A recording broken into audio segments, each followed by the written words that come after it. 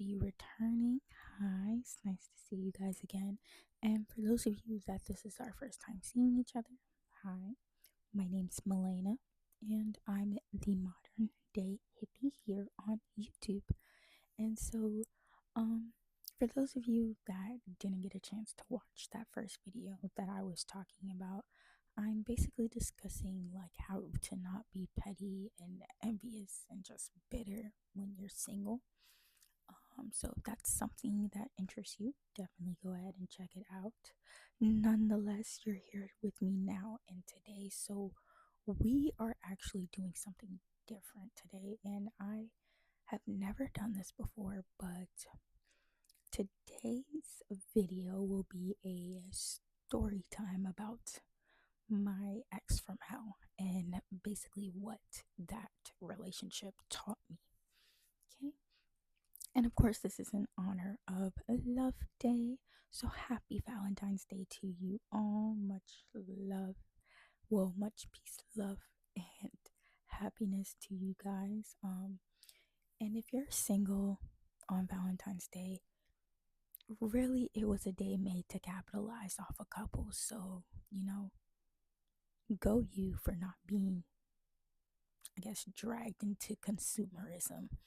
Um, but yeah, for those of you that do have a Valentine's Day, that's great too. And the stuff I said about the capitalism and the consumerism, like it was no harsh feelings against y'all. I was just saying, like, y'all do know the government makes money off of y'all, especially couples during Valentine's Day, right?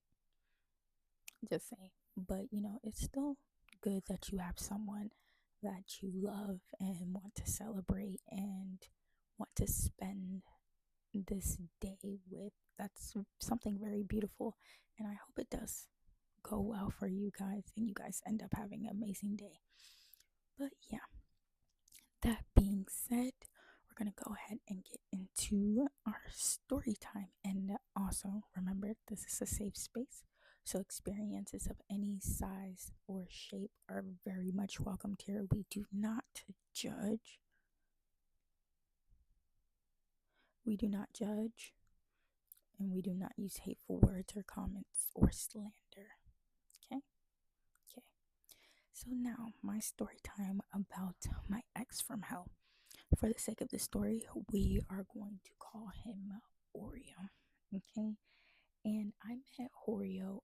Well, it's funny, I said Oreo. I think I want to go with that instead of Oreo. So, Oreo. We met him I met him at a time where I was going to go into a city girl, hot girl summer phase. And I will say one of the many good things, well, one of some of the good things that came out of this relationship was the fact that he, Oreo definitely put a stop to that almost off rip. And I'm so glad because I would have went down quite a dark rabbit hole.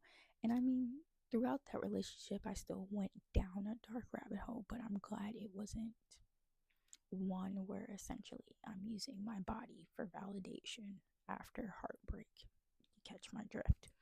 But yeah, nonetheless, me and Oreo almost spent 3 years together. And in those 3 years, I felt like so alone and crazy and just like I felt like shit, especially about myself, okay?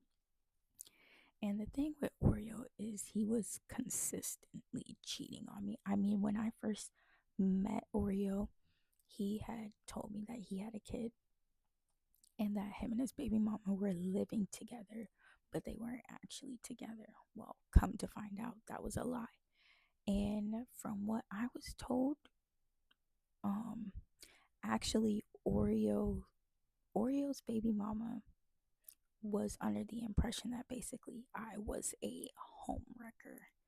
And yeah, I'm pretty sure she had everybody in his family convinced that I was a home wrecker. And that I knew that Oreo and her were together and I didn't care. And was just like, fuck it, that ain't got shit to do with me.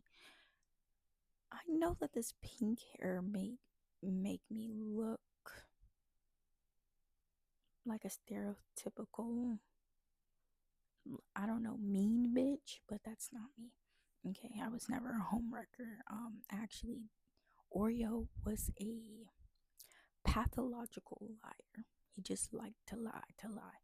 And it was so funny because you could have evidence of his lies in front of him, and he will still go ahead and he will still make up a lie to try to somehow cover it up as if you're not looking at it. That went on exhaustingly for about almost 3 years. I am so glad that that man was not able to trap me in those 3 years. He wanted to bad, but it did not succeed. It did not succeed. And I will say, like, being in a relationship with Oreo was probably one of my most scariest relationships because I completely lost myself. I had no identity essentially because I was pouring into Oreo and trying to, I was trying to be a good girlfriend to Oreo, and it just, I don't know. I was basically trying to force him to love me the way I love him. And I feel like I've talked about this a couple of times on the podcast over on Spotify, but it's just, that relationship was extremely exhausting and draining and toxic. I mean, I kid y'all not, y'all, there was a point in time I went through his phone. This is why I'm single now. I'm not even gonna lie to y'all. This is why I'm single by choice now. Because it's not that I don't have options. I just, one, I'm not interested in all my options. Two, with the shit that Oreo did to me, like, Oreo had me fucked up mentally to the point to where I was gonna check myself in a psych ward because he genuinely had me convinced I was going crazy, going insane. I remember having these like gut feelings, especially like after the first time or the first couple of times that I found out that he was lying to me, especially about his baby mama. Um, I remember like sitting there, and before I even found any evidence, I was just like, if that's what you want to do, let me know because I'll move out the way. If you want your baby mama, I'll move out the way. You don't gotta worry about me at all because what I'm not gonna do is I'm not about to be second best to nobody. Nobody. If I'm not your number one pick, you don't even need to have me on the roster for real. Because it's just a waste of your time. Because the moment I feel like second best or you let me know I'm coming in second place, I'm gonna go ahead and just remove myself anyways. But when it came to Oreo, it was very hard for me to do that because the way that it was put to me is that me and Oreo trauma bonded off of the fact that at that point in time, me and my parents' relationship wasn't well, and his relationship with his mom wasn't well. So we really bonded over the fact that we felt like we had nobody, lone wolf in a big world type shit. Um, so it made it very hard for me to leave him. But I remember like having gut feelings that he was just unloyal and he was lying to me, and I would tell him like, if that's the case, let me know. Just like, I'd rather you tell me than me find out. No, no, no, no, no, no, no, no, it's all in your imagination. You're just making it up. You're thinking about it too much. Go through the phone, finding everything. And it was to a point where this shit was happening damn near on an every weekend occurrence of where, I'm not even gonna lie to you, it started getting to a point to where the only reason I would spend the night at his place was so that way, one, I can keep an eye on him, and two, I can go through his phone.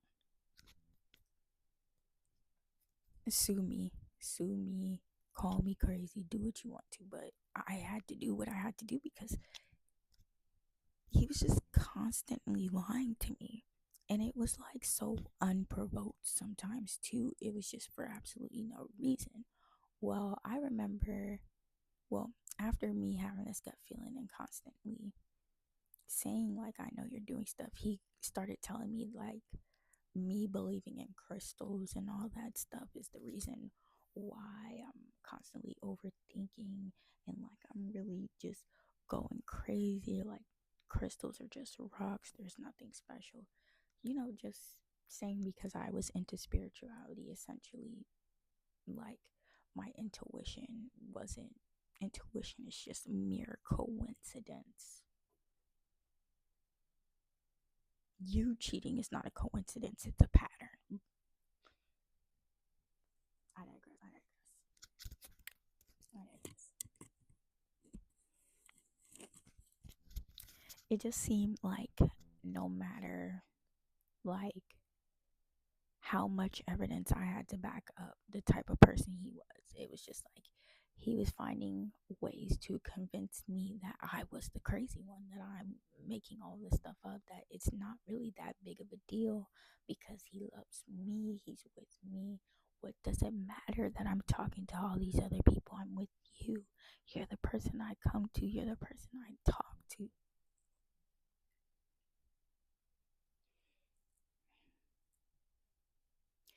Thinking about it in hindsight, I really wish I would have walked away sooner. But nonetheless, we're going to get to the part of what walking away when I did taught me. But to go ahead and wrap this story up, basically,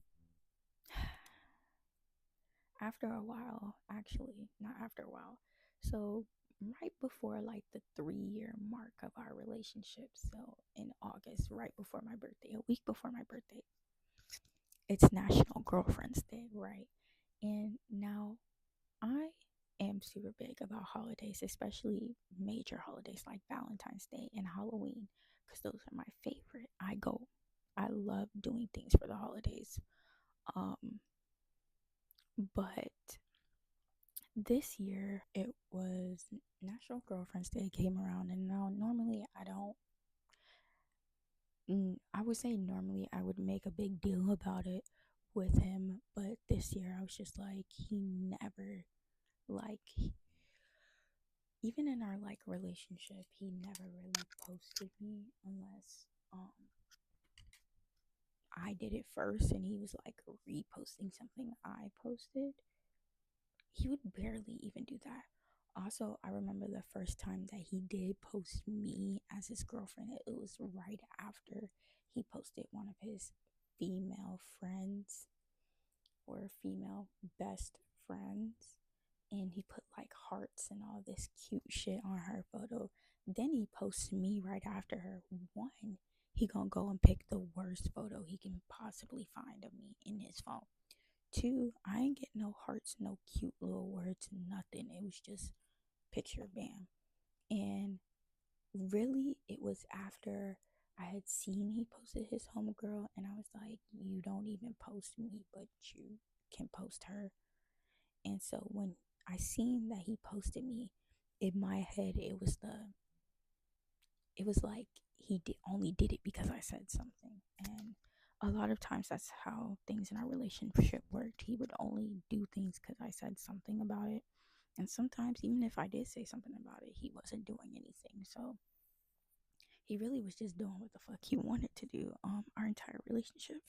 So this year, basically last year, when National Girlfriend's Day came around, I was like, he's not gonna post me. He never does, and it's not like he cares about stuff like that. Um, then I see on his story he posts a like WWE a wrestler, a female one. Mind you, it's not like she's in the ring, suited up. She's in like, no, she was naked, like completely naked. Like, I think she was only turned around like at a slight angle, but you can still see like the shape and everything. Like, you can basically, she's not leaving anything to the imagination. He posts that on National Girlfriend's Day, and something in me snapped. I'm just like, So you can't post your girlfriend, who, mind you, you've put through hell for damn near the past 3 years. But you can post a naked WWE star. And I get that, he may never meet this woman a day in his life. It's not like he'll be in the same room as her, but it's the principle. It's really just the principle of the fact of he never did it for me. Like, he just never did anything for me, really, outside of the bare fucking minimum. And it was really disappointing. I mean, that entire relationship, I was going above and beyond for this man. I was cooking for him. Like, I would go over to his house, I would clean, I would help him with stuff. Um, I would cook at his house. I would buy groceries. I'm sorry, just like thinking about it makes me mad because it was just like I really went above and beyond just to be given his ass to kiss. And his family didn't like me either, which didn't help. Um, and at first, the way I had it in my head is just like, at the end of the day, I'm not here for his family. I'm here for him. So how they feel about me doesn't matter. But once I realized that the way his family feels about me is, one, based off of his actions, and two, based off of lies, and it wasn't like they were really trying to hear me explain myself or let me explain myself. Um, it was just like they're gonna believe what they want to believe. And so after a while of trying to like plead my case, I just said, fuck it. If I'm the villain in y'all's story, that's fine. And that's not even me being in a victim mindset. This is a relationship where, unfortunately, I was a victim to manipulation, narcissism, and just like emotional and mental abuse. I'm not even gonna lie to you. It was just, that relationship was just insane. And the fact that after that relationship, once I ended it in August, after the whole National Girlfriend's Day thing, at first I was upset about it, but I was like, really, all this emotion is from something deeper, and that's just the fact of I've been trying and trying and trying and trying to show this guy how much I love him and care for him, because I did love him and I did care for him. But from the way it was told to me is that I taught him unconditional love and he taught me self love. Okay. And so that's what I want to say, like, that whole relationship taught me. Once I sat there and really analyzed that, okay, yes, in this moment, I'm upset with the fact that he posted this naked woman, but it's like,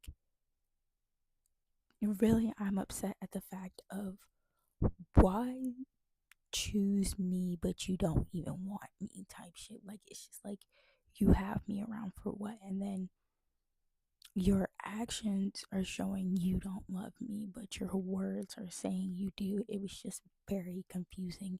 And honestly, it just got to a point to where I was like, look, I don't know what the fuck you got going on with you, but I'm not about to sit here and keep explaining myself to a grown ass man, because by this point in time, he's 23, about to be 24. Let's be fucking for real. You're an adult. You're a grown ass man now with a child. Can you act like one? I digress though. Nonetheless, I broke up with him and I was just like, look, I don't want anything to do with you at all. I don't want to be your friend. I don't want to keep in contact. Nothing. I want absolutely nothing to do with you. I'm completely washing my hands because I'm just tired of constantly having to explain myself, or constantly explain why you just don't do certain things when you're in a relationship with another person. And it's just like, even to the point to where he would do shit and it would get to a point to where I have to tell him like a child, like, but if I did that, you'd be upset. And he's sitting there talking about some, okay, so then why do you get to do it? And then he's all defensive and he's just like, oh, I didn't mean nothing, but I was tired of the constant loop. It seemed like every time I forgave him, he gave me a million and one reasons why. That was probably one of the dumbest decisions I made. So one of the best decisions I made was actually just cutting things off after a while, because by this point in time, I was supposed to move in with him. I After like thinking about it for a while, because one, he asked me to move in with him and he didn't even have all his shit together, as far as like even having it figured. He didn't even have a plan himself, and yet he wanted me to come move in with him. Then when it came time to, he once again didn't make sure all his ducks were in a line. And so then by the time that he actually got his ducks in a line, I didn't want to live with him anymore.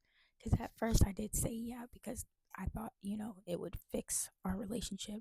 But after thinking about it some more, um, at that point, uh, there was an incident that had happened with me and his family like a year prior to. And I was just like, after thinking about it a little longer, me living underneath the same roof with your family, I don't feel safe. One, and two, I don't feel liked. So I'm just not about to live with people that I feel like don't want me there. Um, and he couldn't understand it. And it was another thing he tried to throw in my face, but I was just like, yeah, I don't care. You can sit here and make all the smart comments you want to, but I'm not living with people that do not love me or like me. That's like sleeping with your enemies. Why would I want to sleep in a space where I gotta sleep with one eye open, or I feel like I have to sleep with one eye open? It's not it. Or like I constantly feel on edge around these people. I can't relax. It's just, I don't know. I don't know. I was the crazy one. Always the crazy one. But nonetheless, once I ended it, that's really when I want to say my self love journey started happening. And that's when I really understanding what unconditional love was, and how important it is to not just give it to yourself, but to also give it to you.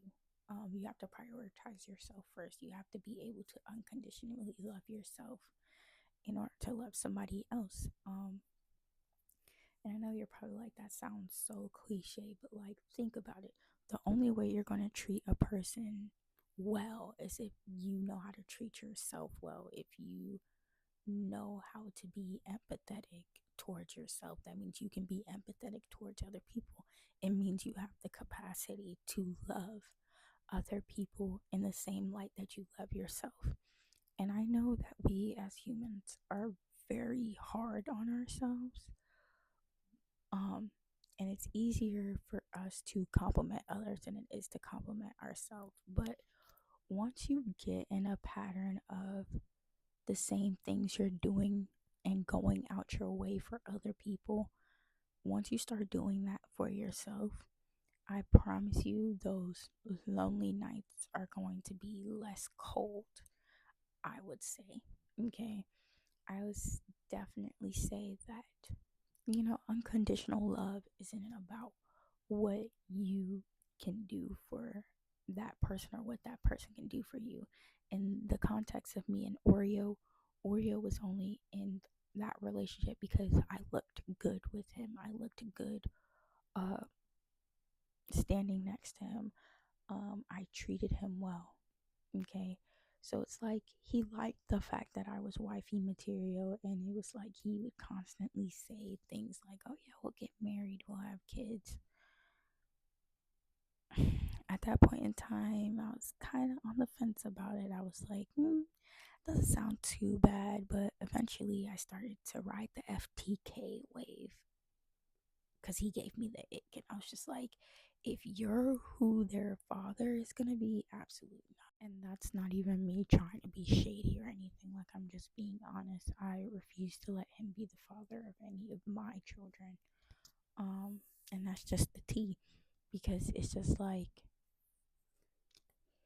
he just wasn't it. And a lot of our relationship was me pulling the weight, because there was also a point in time where I was the financially independent one in our relationship, and I tried to do things like I would, y'all, please don't come for me, but I would literally, like, every Saturday, because all he would like to do was stay in the house and play the game, I'd be like, let's go and have like a little fun day out.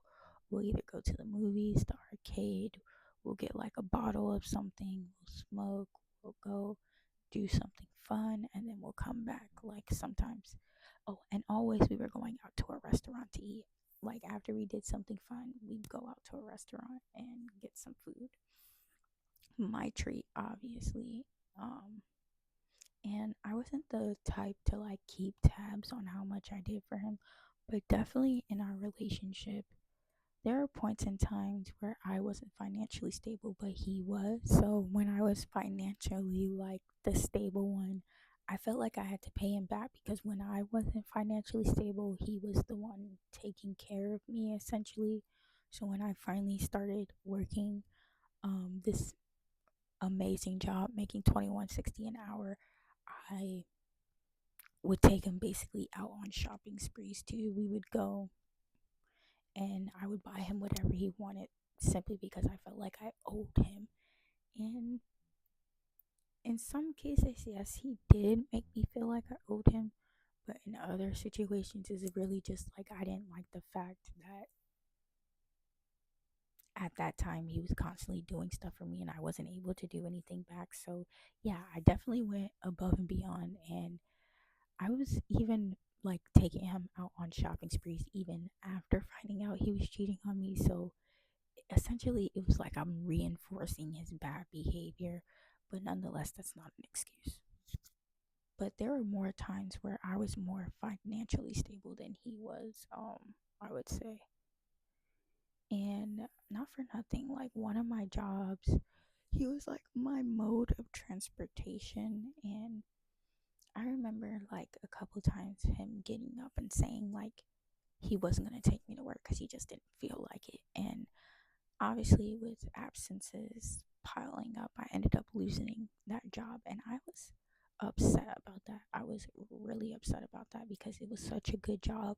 I was making like 21.60 an hour. Like I was living on my own, and yeah, it was low key ruined.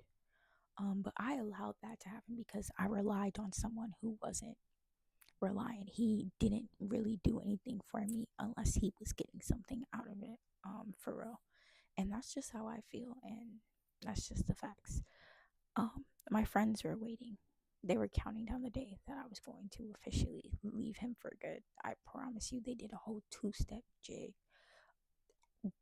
The group chat, when I told them I finally left that man for good, funny shit. Going back to the overall lesson, unconditional love is not something that can be measured by materialistic value. It's all about what you do for others or what others do for you without expecting anything back. They don't need a favor, they don't need a gift. They're simply doing it out of the kindness of their heart. That's how you know you're experiencing unconditional love, because unconditional love has no conditions. Okay, there's no terms of service or privacy agreements that you have to sign before signing up for unconditional love. It's simply there for you, with you, okay? And the thing that people don't really realize about unconditional love is it's not just about loving yourself, but especially when you're experiencing unconditional love for others, it does wonderful things for you as a person. It helps boost your self esteem, it helps with confidence, your self conception. It could make you feel more positive about yourself, okay? And it's about accepting essentially people for the good, the bad, and the ugly without judgment. Now, yes, you're gonna have boundaries, you're gonna have things that are your kind of your deal breakers. But if you're with someone and you're telling them you love them, that means you're not trying to change them into what your idea of a good man or woman or person is, okay? When you unconditionally love someone, it's kind of you're signing up to learn who that person is, flaws and all. And yes, sometimes we do not like certain flaws, but that doesn't mean you go and change that person. Obviously, if it's one of those things where it's a deal breaker, run for the hills. But if it's one of those things where you know you can compromise, I feel like that's really true unconditional love. It's not about tolerating disrespect or tolerating things you don't like. It's about accepting things like, okay, maybe this person isn't athletic as me, but that doesn't mean I need to make them feel bad for not going to the gym. Or maybe this person isn't doesn't like to cook as much as me. That doesn't mean you should make them feel bad when they don't want to cook or they don't feel like cooking and rather eat takeout. Okay, the list goes on and on of examples of just everyday flaws that people have. Maybe he chews too loud or she chews too loud or they chew too loud. Maybe when they drink water they sound like a fish and you don't like it, but that doesn't mean you go and change it. Okay, things like that don't need to be changed, okay? It's what makes that person unique because I'm sure even you, as the observer, have flaws that maybe the observed doesn't like. Maybe you snore really loud. Maybe you take really long showers. Maybe you leave your hair all over the sink, okay? Unconditional love is about noticing those things and essentially selfless because you're not doing it for a gain. You're doing it simply because that's just what you want to do. You want to love this person wholeheartedly, okay, with your mind, body, and soul, okay. That divine connection. I do love a good connection, okay. And truly unconditional love is what leads to genuine connection, especially not just with people that you're exploring romantic endeavors with, but friends, parents, family, your community, classmates.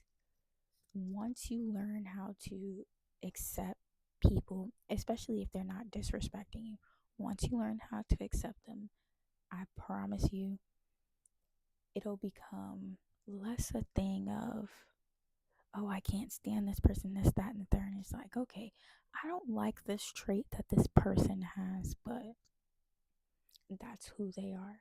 I can't change that about them. Now, of course, you can ask them to either chew less loudly or not leave their hair on the sink. And that's not you changing them, that's simply you trying to compromise in the space. So, yes, unconditional love is about compromising, okay? Not one person being heard over the other, not one person doing more than the other, and especially not about keeping tabs because I know a lot of people when they do something nice for someone, they like to keep a tab. Okay, I did this, I did this, I did this for them. When are they going to do something nice for me? That's not unconditional love, and that's you simply doing stuff because you want somebody to do something for you, even if that's saying something. I don't know, even if that's like showing appreciation. Like, obviously, everybody wants appreciation when they do something, but if you're solely only doing things for a reaction of appreciation, you're not doing it right. I'm gonna just say that you're very conditional, okay? It's giving like you only do stuff you get something out of it. You're probably one of those people that when somebody asks you to do something, you're like, okay, but what's in it for me? It's not always about you. Okay, sometimes we do stuff simply because it makes someone feel better. And that's really what I want to say unconditional love is. And that's what my ex from hell taught me. That whole relationship taught me that, you know, it's okay to love someone and it's definitely okay to make mistakes. Okay. But at the end of the day, disrespect is disrespect. And you have to love yourself more than you love the idea of being with this person or love the idea of who a person can be. Because I was very much stuck in that relationship on the type of man he could be. Because yeah, he was a pretty shitty boyfriend, but he did have some good qualities, some qualities I actually genuinely liked. Like when he was affectionate, he was very affectionate and loving. He was the type to do hugs and kisses, like little, not even making out kisses, like little kisses on the cheek, on the forehead. He liked to do little cute things like that. And, in that relationship, I definitely wish that, he was more of that soft person, but obviously, maybe that just wasn't meant for me. And it's okay because, like my mom said, I taught him what unconditional love is, and that's why he was in my DMs basically asking me to not end things for good with him. Okay, it's because I showed him what real love is. So I hope on this love day you guys are able to experience that unconditional love. Even if somebody's not giving it to you, you're able to give it to yourself because you do deserve to feel loved, even again, if it's not by somebody else, okay? Even if it's not by your dream person, you can still do it and you still deserve it, okay? Now, with that being said, I'm going to conclude today's video. I really do appreciate you guys watching until the end. It means the world to me that I was able to hold your attention for this long. And if you would like to see more content like this, go ahead and leave a like, a comment, subscribe if you haven't already, okay? We are definitely trying to build our platform here, especially with the way that the world is going. And that being said, I do have a little sneak peek into another video that I will be releasing soon, which is going to be my hot take on critical race theory. Yes, now I've managed to do a couple interviews. I'm still in the process of interviewing some people for their opinions on it, but I will definitely say if you like a good debate, an educational debate, okay? If you like a good educational debate, I would definitely recommend you also going ahead and turning your notifications on so that way you are notified when I release the next video. And with that being said, that is going to conclude today's video on the modern day hippie. I really appreciate you guys. I really appreciate you guys joining me here today and watching until the end. And if you made it to the end, go ahead and put a little pink heart. It doesn't matter which one, just put a pink heart. And yeah, I guess I will see you guys in the next one. Happy Valentine's Day.